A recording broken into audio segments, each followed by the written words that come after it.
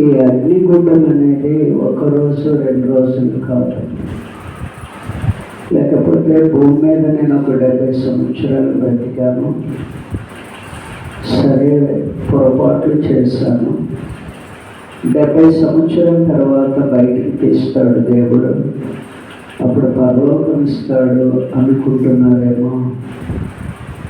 యుగయుగములు దేవునికి దూరమైన, లోకానికి దగ్గరైన, లోకంలో ఉన్న వాటి మీద మనసు కేంద్రీకరించిన, దేవుని సన్నిధికి వెళ్ళలేదు. ఈ లోకము శాశ్వతమైంది. శాశ్వత రాజ్యం అంటూ మనకు ఒకటి సిద్ధపరుస్తున్నాడు తండ్రి. నూతన యెరూషలేము పట్టణమును మనలను ప్రేమించి ఆ మహాసుందరమైన పట్టణమును మన కొరకు కడుతున్నది. కాబట్టి ఈ లోకములో బ్రతికుండగానే ఆ రాజ్యాన్ని సంపాదించుకోవాలి. సమస్యలు వచ్చాయను,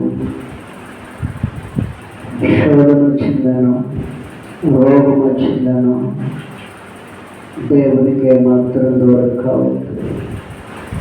అలాంటి సందర్భాలు ఇంకా దేవునికి దగ్గరైతే, దేవునితో బంధం పెంచుకుంటే ఎంత ధన్యులమో తెలుసండి. రాకడలో దేవుని బోరధ్వని అట్టి వారికి వినబడి రెప్పపాటులు మహిమ శరీరాలతో ఎత్తబడతారు.